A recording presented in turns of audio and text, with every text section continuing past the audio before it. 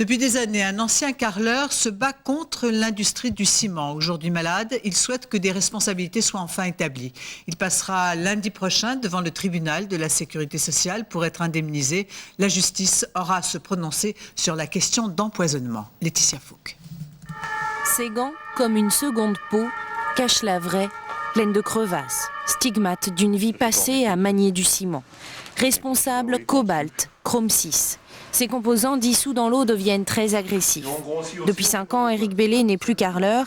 Il lutte contre le silence de l'industrie cimentière et pour que la gravité de sa situation soit reconnue.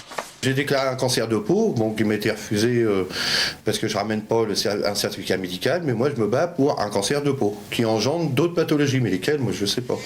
Pour échapper à la gale du ciment, il faut se protéger. Dans ce chantier parisien, les gants doublés de coton font partie de la boîte à outils. Mais des gants, il ne fait pas trop mal. Si on ne met pas des gants, il fait mal, ça c'est clair. La gale du ciment, en fait, des dermatoses, est connue depuis les années 30.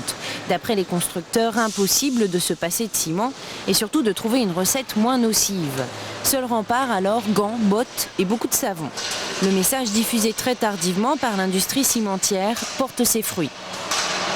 J'ai entendu parler dans les années 70, quand j'ai commencé dans le bâtiment. Les 10-15 premières années, oui, j'ai entendu et j'en ai vu.